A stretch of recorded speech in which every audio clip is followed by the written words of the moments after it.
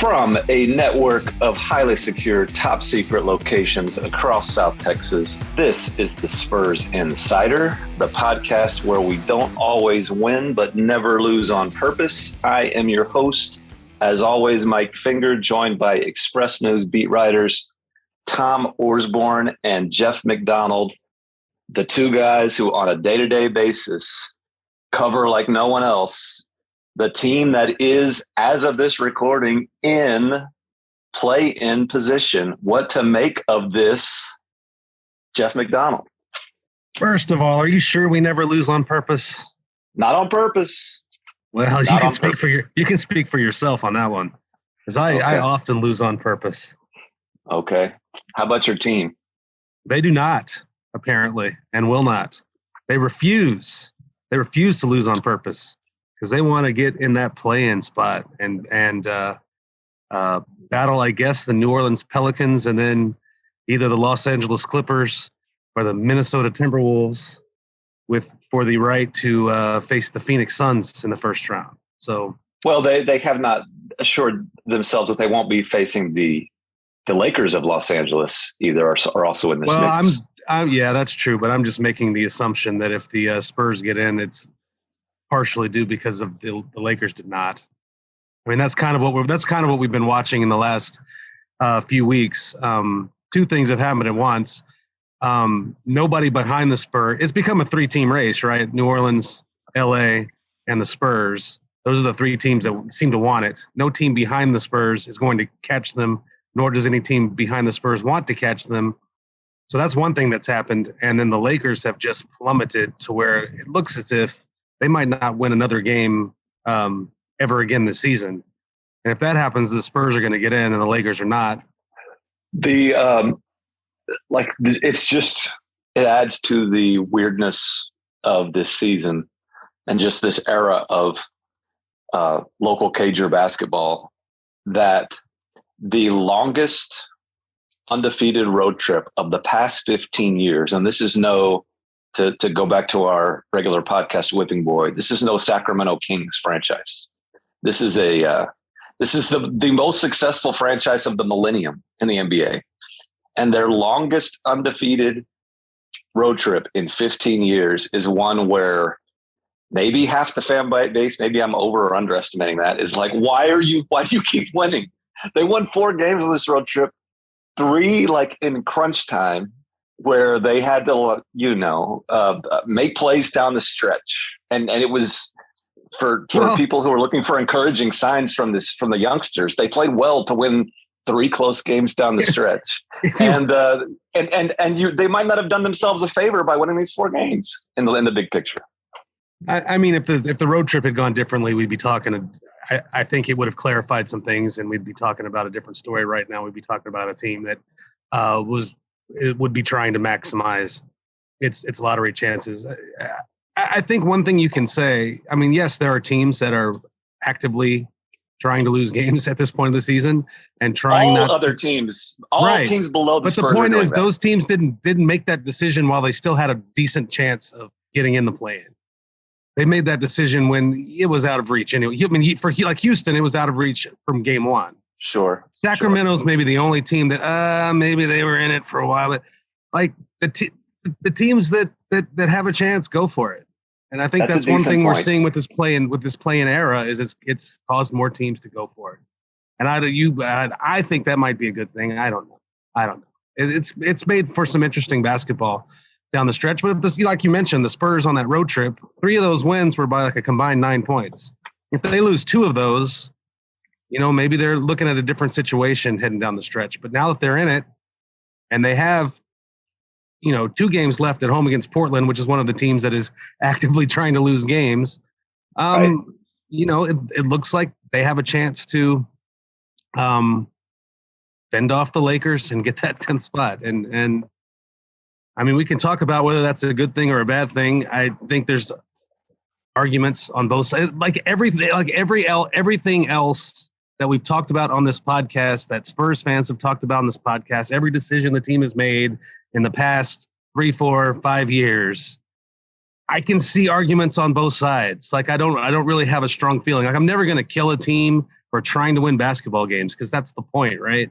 But I could, if they had decided to close up shop heading into this road trip after New Orleans had beaten the living dog out of them before they left for the road trip, I wouldn't have killed them for that either. Like, there's arguments to be had on both sides.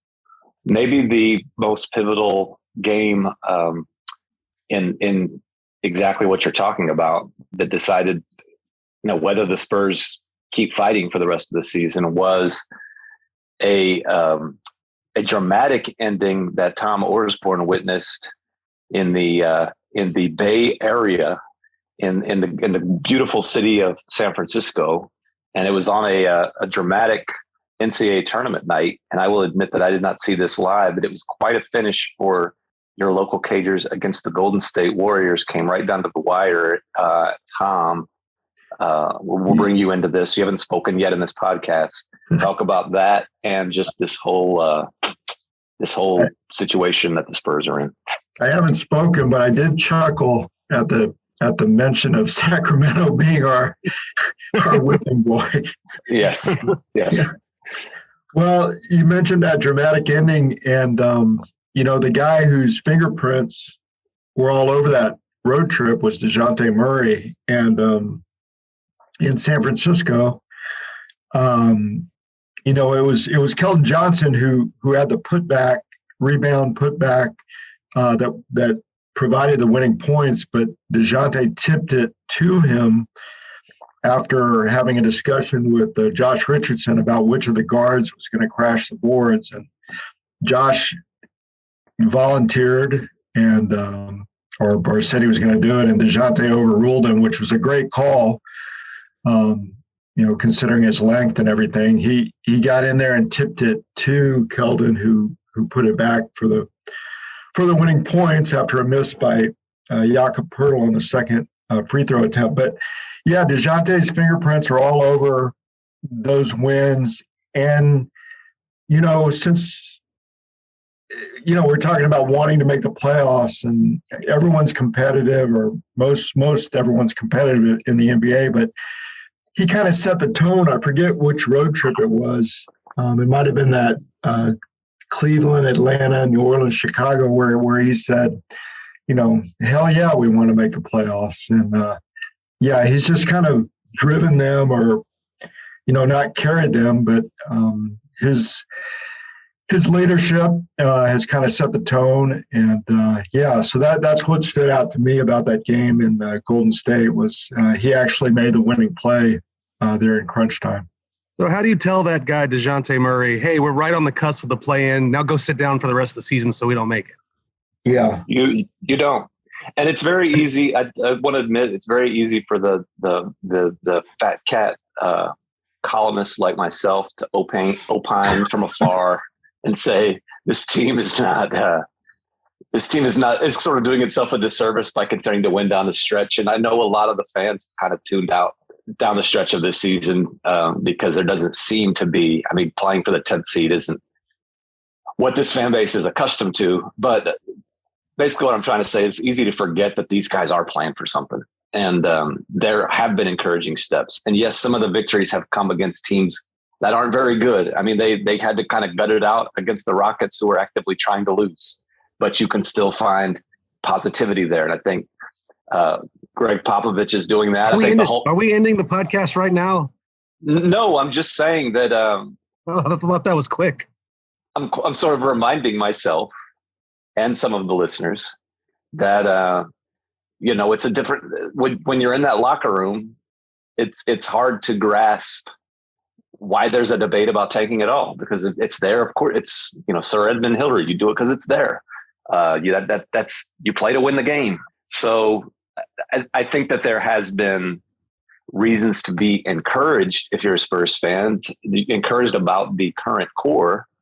That I think it's going to get to a point where whether they make this play-in or not, whether they do anything with the play-in, whether it's just a one game and out, or whether they get into that 8 seed, there's still the question of what is next.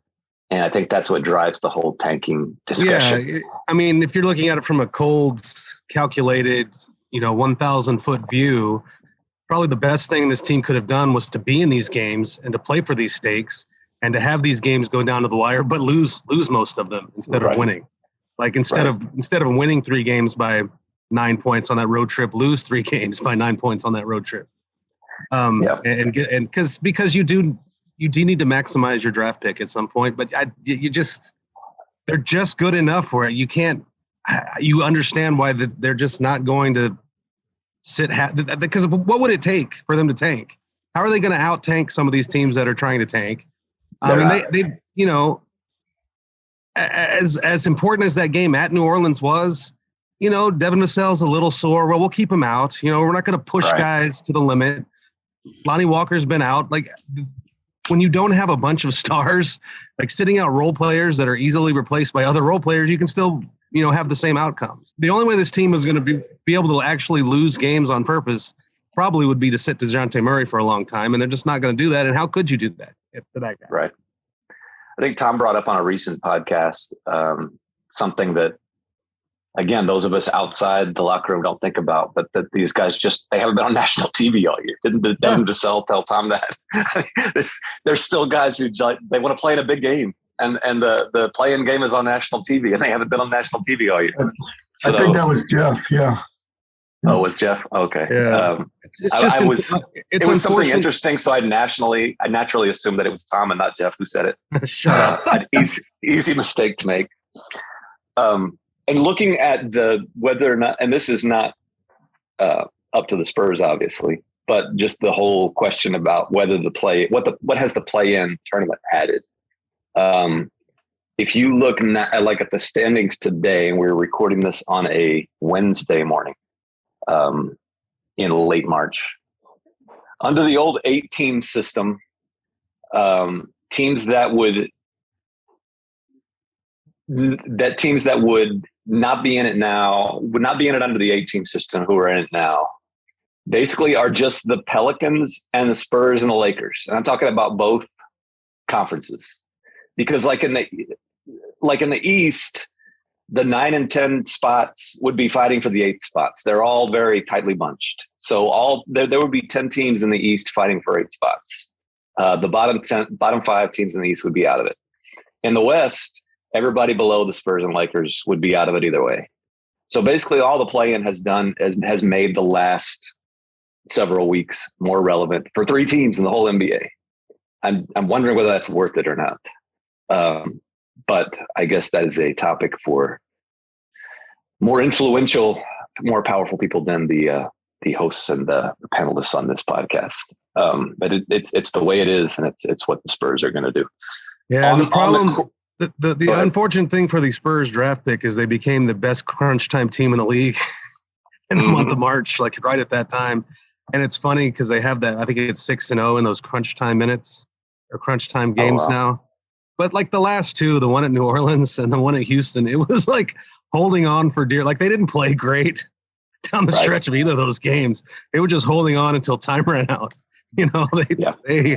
They're kind of just backing into this thing, which is also probably frustrating for Team Tank.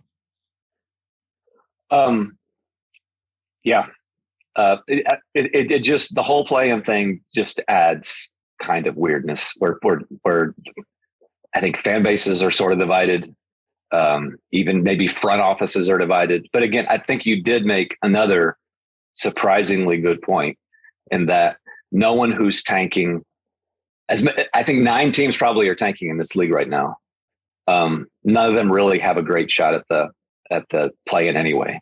So anyone who is in the play-in race conceivably has a chance to get in the play-in is still making a quote unquote effort. I'm not going to speak for our whipping boys, Sacramento Kings, but I have a feeling if they were tied for 10th right now, they'd be going for it. I think you're probably right. I think they might be going for it even harder than the Spurs, considering how long they have not been in the playoffs and how many high draft picks they have sort of frittered away and wasted, and realized that the draft doesn't solve everything. Another positive for your local Cagers is, even if they don't maximize their pick, and to be clear, if they make the play-in and lose, they still have some lottery balls. They just don't have many lottery ball combinations. They probably end up 11th or 12th again. Yeah. Yeah. They'd have a chance to move in the top 4. But this year they also have almost certainly 2 other first-round picks. that Boston Celtics pick keeps getting lower and lower because the Celtics, led by former Spur, maybe not led, but assisted by former Spur Derek White, have charged towards the top of the Eastern Conference standings. So that pick might be in the late 20s. But the Toronto Raptors, as long as they make the playoffs and they're now in the 6th seed in the East, that pick will convey to the Spurs. So the Spurs will have 3 first-round picks. If they want to get creative and package some together and move up a little bit, they can do that. If they want to take 3 shots, they can do that. But I'll also say this for the listeners who are going to watch the Final Four this weekend. Your Spurs have 3 first-round picks, and there are approximately like 15 Duke Blue Devils who could go in the first round. So there's a chance that a Duke Blue Devil will end up on your Spurs next year. Another one. That's something to watch. Another one. They already got one. I talked to Trey Jones about some of these Duke prospects. You know, he's this will shock you, but he's high on all of them. I was also shocked to see that he thinks they're all going to make good pros. Yeah. I was shocked to read in the Express News on expressnews.com, where we have great deals available. It may or may not have been in the Spurs Nation newsletter, but that's a good thing to subscribe to. That Spurs broadcaster Shauna Elliott was high on Arizona Wildcat phenom Benedict Mathurin. That was also shocking, but he'd be an interesting pick. But yeah, the way these final couple of weeks are going to play out, and Jeff mentioned it earlier, there are 2 games against a Portland Trail Blazers squad, which has no interest at all in winning. They've shut down a bunch of guys. They are completely team tank. So your Spurs should get 2 victories this weekend, theoretically. But other than that, the schedule is not easy. And Jeff mentioned earlier that the Lakers might not win again, but the way you see it, Jeff and Tom, who is going to prevail in these 2 play-in spots in the West? I think the Spurs are going to get that 10th spot. I just think the Lakers are just such a mess. And now they might have Anthony Davis coming back, but now you've got LeBron James hobbled. Like just the vibes coming out of that locker room, the quotes you're hearing aren't great. You got Frank Vogel yesterday basically saying LeBron's injury was the worst thing, like the worst blow to our psyche that's ever happened or something like that. Like it just doesn't sound great for the Lakers to win enough. I mean, the Spurs are going to, unless something weird happens, they're going to get 2 more wins against Portland. If they can pick up a 3rd somewhere, I think they're pretty much a lock. That would be my guess. And if I'm looking at it, they do have some tough games down the stretch, but you don't know what those teams are going to be doing. One of their second to last game is against Golden State, who's not going to have Steph Curry. If Golden State's locked into anything, I can see Steve Kerr sitting a bunch of guys in that game. Same with the season finale in Dallas. If things are all locked up, so they'll have some chances. They might have some chances to beat some skeleton crews as well. So I think if they can, I think 2 wins might get them in. I think 3 almost definitely. So if they can find that 3rd win somewhere, I like their chances. Are we underestimating Drew Eubanks' motivation? No, we might be. I would never underestimate Drew Eubanks' motivation. I just don't think he's playing. I'm going to go out on a limb here. I just don't think he can carry that team all by himself. I don't know. That might be underestimating him. We'll get to the Spurs fans. We'll get to see him twice this weekend at the AT&T Center in his grand return. I cannot wait to see the video tribute to his time with the San Antonio Spurs. I'm telling you, it's just going to be all his sideline reactions to dunks, other guys' dunks.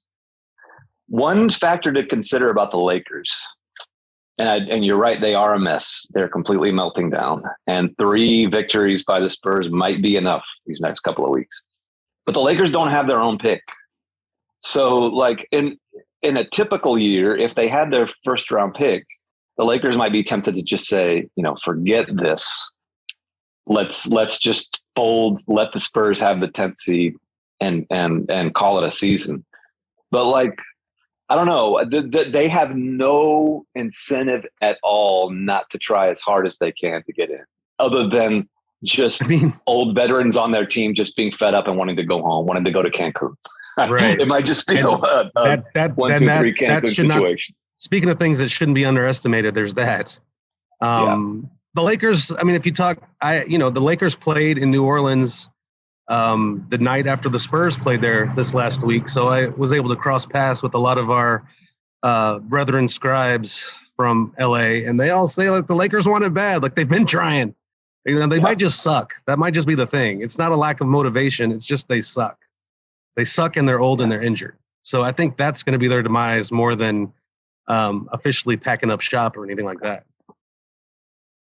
This is almost completely irrelevant to the topic at hand, but I did notice last night, I don't know if you guys saw it, our friend of the podcast, BT of the LA Times, Brad Turner, got into a little exchange with Russell Westbrook on Tuesday night in the post-game press conference. And BT handled it well, kind of asked the question.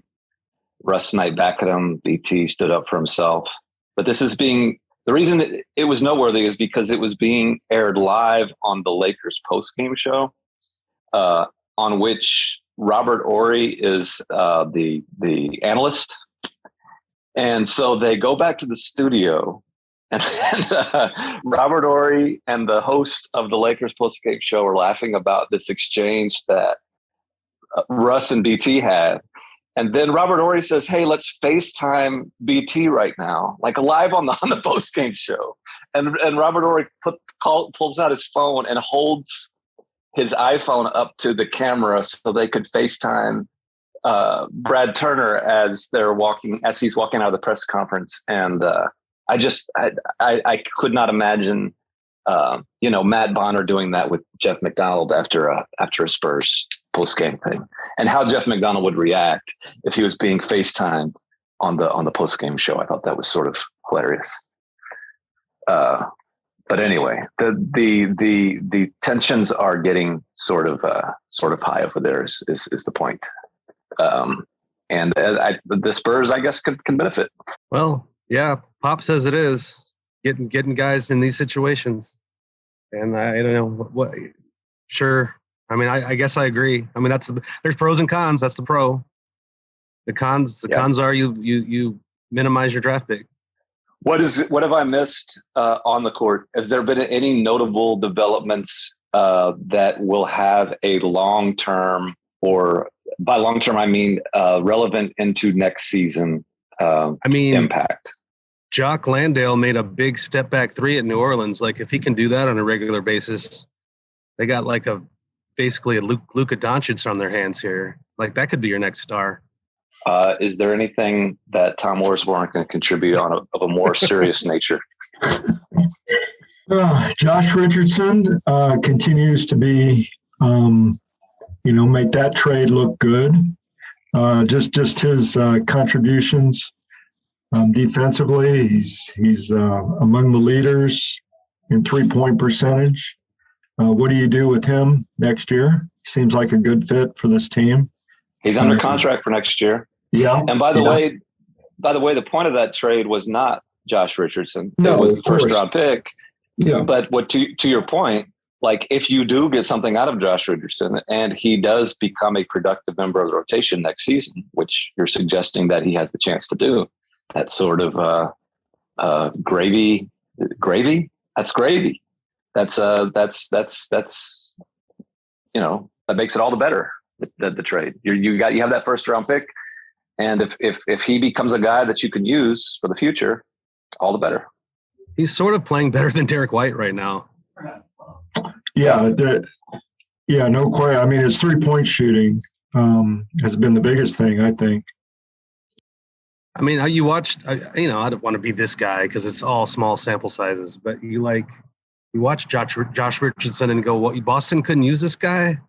Like Boston, why was it so important for Boston to trade for Derek White that they gave up a first round pick and this guy? Nothing against Derek White. I mean, I guess I understood the trade at the time, but watching Richardson more up close, he does a lot of similar things. Like he's a good defensive guy. He's scrappy and tenacious, and can do some things for you on offense. He's not a star. He's a good reserve guy. Spurs kind of look like they made out pretty well in that deal, both with the player that they got, who, like you said, wasn't the point, and also the first round pick that they get to use. So that has been interesting. The other, and I'll let you guys handle this because you've been out there with the team. Youngsters who could use this. You talked about Pop wanting to see these guys benefit from playing in meaningful games. Well, what have the youngsters, the guys who are not quite proven, and I'm thinking of Josh Primo and Zach Collins and even Vassell, throw those type of guys in there. What have the last few weeks or the stretch run meant for them? I mean, Primo, just as an NBA player, I mean, this is going to sound bad when I say it, but he's been underwhelming with this opportunity. But you also remember he's the youngest player in the NBA. He probably shouldn't look like a 23-year-old who's done this before. But, he hasn't set the world on fire. They've basically been starting him. He hasn't set the world on fire, but I don't think that's the point. It wasn't for him to set the world on fire. It's for him to start and play and suck and be in games in the fourth quarter and suck. Do some good things, do some bad things. Don't worry about it. Keep playing, and just learn the ropes. By the way, this is the podcast that is supposed to be like a beacon, a representative of a family newspaper. Like, clean it up, sir. You've used that word 19. About? You've used that word 19 times in this podcast. That's not a bad word. God, stink. What are you like? Do our listeners get a drinking game out of this? I know. Jeez. Show some intelligence, some class. Like my pastor would use that word. You go to a weird church. Anyway, you were saying about okay. Josh So Primo. they put him on the floor and let him do some good things or bad things. Stink, don't stink. Stink some more. Stink to high heaven. Don't stink as much. Stink like the stinkiest stink that ever stunk. But just keep playing. Just keep playing through all of it. And that's kind of been the point of playing him. I lost my train of thought because you had to come in here and be the damn network censor. Collins showed a lot in that first half against Portland. That was probably his best stretch in a game of the season. Pardon? Revenge game? Yeah. He was 2 for 2 from outside from 3-point range, and that's something we're seeing more of him. He's feeling more comfortable with these guys to shoot 3-pointers. And, he kind of showed a flash of what he could become. And some people have been down on him. But my gosh, I mean, as long as he was out, let's be a little patient with the guy. And still only how old? 24. 24. They don't make.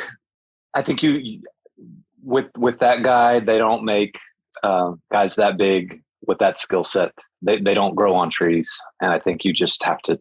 For all the years that we heard that the Spurs should have played their draft picks more, that they don't keep your youngsters who aren't ready down or up geographically in Austin. Like, let them have a chance to learn in the NBA. Well, those guys, Josh Primo and Zach Collins, you're seeing that. I mean, they can be frustrating on a night-to-night basis for the fans out there who are used to seeing teams trying to win and winning more in the old Spurs days. But this is sort of what people were asking for several years now. I mean, to the growing pains of letting those guys struggle. And, I don't think on one hand you can say, oh, they should have played, name your youngster, Keldon Johnson, Devin Vassell, whoever, more in the NBA in those early days than they did, instead of keeping them in Austin. You can't complain about that. And then also say, Josh Primo and Zach Collins are struggling. We're giving up on them. Like this is sort of what you wanted to see the Spurs do. And now that they're doing it, I think you live with it. That was the point I was going to make about Primo when I got off track. The Spurs are playing for the play-in, but it's you can still tell. It's not like from the management coaching, it's not the 100 by God % goal, because if it was super important to win that game in New Orleans for your playoff or your play-in chances, Josh Primo is going to have a quicker hook. He's not going to be able to make a couple turnovers in a row or a couple defensive busts in a row. Pop's leaving him out there to do that because its development is still the number one thing. And if they happen to win games along the way, and speaking of that plan, then so be it. But they're doing a lot right. It's not like they're, playing Josh Richardson 40 minutes over Josh Primo. They're playing a good mix of guys, and they're giving the young guys a chance to develop, to play, to make mistakes, and not having as quick a hook with those guys as you might if you were really, really, really playing for something. I think that's fair.